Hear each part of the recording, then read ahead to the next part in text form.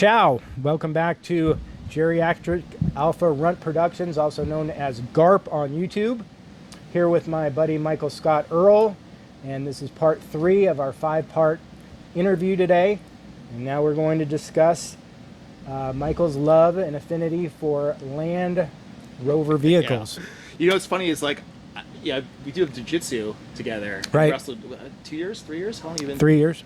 And I would not say geriatric at all with you. That is not a word at all. My wife hates it. That describes My wife you. hates it. She's so angry and upset with my description for you is choke, because you are always trying to choke the fuck out of me. Every time we wrestle, it's you are just constant state of choking me. No matter what I'm doing or where I'm at, you could be on the bottom, you could be on top, it doesn't matter. Everyone's Anthony's trying to choke me again. Oh my goodness. We'll save jiu-jitsu for the next one because we got some stuff to discuss with that. We'll have fun on that.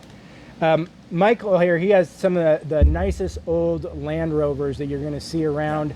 I'm hoping that if we have time, that Zane and I are going to go down and take a video of his car that's downstairs. If not, I'll be sure to pull content off his site so you can see his vehicles. Yeah. Why don't you tell us about, I believe you have 2. Tell us about your cars. My wife's dream car is a Range Rover. A lot of women, they want a Range Rover, right? Right, they're great cars. And we moved we fled California because of some political, some family issues, but mostly it was just taxes. I had to get out of California because I was paying too much in taxes. So we moved to Austin. We'd visited here before, and we really liked the city. And so my wife was I'm moving her away from her family and a bunch of her friends. She's well, okay, we're moving to. I understand why you need to do this, but we're saving so much money. Can I get a Range Rover? And I'm yeah, sure, okay. So it still took us a year of me settling, and then we bought the house we were in because we were renting and stuff, and go through all this stuff, and then okay, let's go to the Land Rover dealership and get you the Range Rover. And this is during COVID, so surprised we actually were able to kind of get in there and do stuff. But Texas was way more lenient on the COVID stuff than a lot of the rest of the country. So go in there and we're test driving cars and stuff, and they had at that time the new Defender had come out, and I sat in it and I was wow, this. Just the sitting position in this Defender is just amazing. I'm so high up. It feels so good. It's such a great, I've never driven a car that I felt so fucking badass sitting in it. And the Range Rover was super nice. So my wife found the one that she wanted. And they were trying to sell me that Defender, but I was no, I'm not going to buy 2 cars in one day. That's crazy talk. And, I've always been a huge Volkswagen fan, and I had Me too. I had a GTI for pretty much the one I had. It was 13 years old, and I driven it. Scirocco. Yep, Scirocco. It's another dream car of mine. So I love that car, and I was it was a 2-door. We had 2 kids. It was a little hard to get anyone in and out of it, and my wife had an Acura MDX. So I'm I'll sell my GTI and I'll take the MDX, right? And that is a fine vehicle, but it is boring as fuck. I was just driving that car. I was snoozing. It's just not that fun to drive, and I missed manually shifting gears and stuff. And I was really looking at the Cybertruck coming out. I'm okay, I think I might get the Tesla Cybertruck when it comes out, but it's going to be 3 years till it comes out. Yeah, that was a long time ago. Yeah, it was 3 years till it comes out. I'm even then, I don't want to buy the first year Tesla because we know how many problems they have. I'm going to have to wait 2 years. It's going to be 5-6 years before I even think about getting these things. And I'm really bored with my car. And I kept seeing ads for Bring a Trailer for older Defenders. And I'm man, the old ones look really fucking cool too. And I kept looking at this one that was orange. It's my favorite color. I was looking at it. There was videos and stuff, and I'm oh, I'm just going to get it, right? So I got it, and it came, and I'm I loved it. It drove like shit.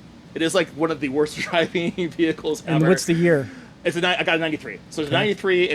They call it a station wagon because it's got the 4 doors and the hatch in the back, and it's raised. It's got they were making them all-wheel drive. They've been making them all-wheel drive since the 60s, which is kind of Land Rover specific tech. But you also had a locking diff, so you could lock it so that the front and the rear also could play at the same time. But yeah, I just love the truck, and then I was oh crap, who's there was little niggle issues with it, right? Because it's an older truck. I'm who's gonna work on my truck? I don't know how to fix shit, Right. So then I found the guy down the street. Yeah, Charles is a Defender dealer, and he's right down the road from us, and I feel like an idiot because I could have bought one from him directly, right? So I started taking the truck to him, and we find it's got more and more and more problems that we didn't realize because I bought it on auction, right? So I felt kind of gonna have to go through any old car though anyway. Totally. So we started doing all his repairs with it, and he's just got it all the time. And I'm I don't have a car now, right? It sucks. So we had another white one on his lot, which is actually the orange one I got was from Turkey, that retrofitted for the United States. So he had a white one that was as a North American spec, NAS they called it, but 1 of 500, made in 1993. Also is the same body style, 4-door, had a roll cage. It was not nice inside. It was like falling apart pretty much, but it was like a really rare one. And I took it for a test drove, and I'm like, man, I really like the way this one drives too. But it drove completely different than my other one, even though they're pretty much the same truck. So I bought that one off him, right? So now I'm fixing the orange one, and I'm fixing the white one, and we're trading back and forth. Right, and you need two perfect, because they're just so. So yeah, like it's rotisserie going. like it's a really weird thing because like they've got like 90 horsepower, right? Oh, okay. So it can barely get up. What's to 70. What's in a straight 6 engine? 4. 2.5. What? That giant car? 4-liter diesel. Oh my right? gosh. 2. Oh my gosh. So Mike, the orange is that's surprising 2.5. to hear that. The white one's 2.8. But they're the four bangers diesel. That's kind of the sign of 4x4 vehicles, right? They're anemic in there, but they probably has a lot of low. Oh yeah, low it's got torque. a ton of torque, and it's got a trans box, so I can get it. If I ship the transition box over, or the transfer case, sorry, if I ship the transfer case and I put it in first, it'll just roll. Like I don't have to put the clutch. I could just let the thing just kind of roll forward, almost like an automatic. And it'll pull a tree down. Right. It's just they're like tractor engines, right? Right. And they're really durable. They're turbo diesels, but they're still slow. So I get up to 70 maybe on them, but they're 5-speed, manual, and they're real long. How's shifter. the comfort? Is it?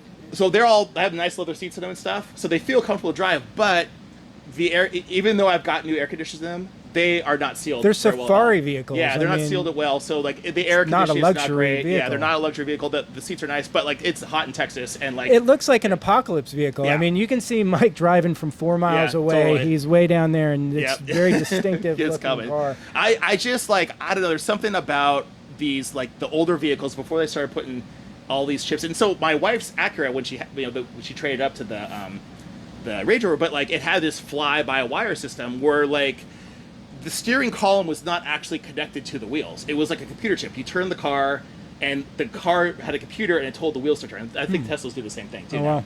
But like you just never felt connected to the vehicle when you're driving it. But this feels so connected. I'm shifting it.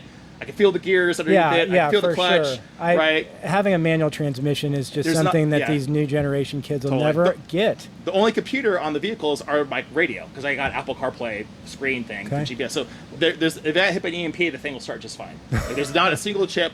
There's nothing on there. So it's reliable, or is it not reliable? Now it's really reliable, I think. Like as far as like I turn the key, it turns on every time, right? Like that's fixed. But like there's little things like, okay, like what's that rattle? It leaks oil, and it's funny too because I talked to my mechanic. Old cars are going to kill you, man. Yeah. You should totally have Charles on the show because I've talked to Charles, who's my Land Rover What's mechanic. the name of his business? Give him a shout out. It's Defender Hunters, right? Okay. And he's in Austin. He's like a mile down from us. Right. And he's like nice guy. But I was like, hey, like I want it to not leak oil. He's like, it is impossible. Like we cannot get them to not leak oil. Sorry. Yeah, I mean, that's just the way it is, right? Like, what year is it again? It's a 93, but like they're British made, and they do some things with like a lot of quality and some things not, and it's just like he's like it's not gonna not leak oil. Sorry. So you mentioned your wife's daily driver as a Range Rover. Also, what your love for Volkswagens? Where we already just hit on that because. I mean, I've also had a Bug, and I mean, everybody's had a Bug, I think. What is your daily driver? It's those. Okay. The you still drive a newer Range Rover. Yeah, so she drives. Oh, you just drive the vintage Range Rovers exclusively? The Defenders, yeah. Wow. I drove, Land Rover's the brand. Range Rover is like their top of the line SUV, and then the Defender is supposed to be their cheaper models. Wow. But I have those two Defenders. That's why I have two of them, You're really roughing it, though. I mean, like, gosh, I have some of those kind of cars that are rough to drive, and then it's like eventually I need to get in that Lexus, though, and like babied at some funny. point. My wife's out of town, and then my parents invited me to dinner, and they're out in Hutto. And I just took my wife's car because I'm like it's gonna be it's 50 minutes in the car, so I'm just gonna have a nice air conditioning, a nice smooth ride, go 85 on the freeway, right? I love driving my old Jaguar XJ8. Yeah. But like, if I just want to do something quick, go to the bank, I need air conditioning on right away and stuff. I will always drive one of the newer cars because the older cars, I mean, like, it's really about that experience more than really the comfort of it. So, anything else on? The Land Rover before so what we'll do is we have a moment. I know that we're both trying to make our jiu-jitsu class today. We're on time frame, but if we can get down there and do a video on the car, we'll do that. So we're going to go ahead and end the volume 3 on automobiles. Appreciate that, Michael, and we'll be back with volume 4 on jiu-jitsu. Cool.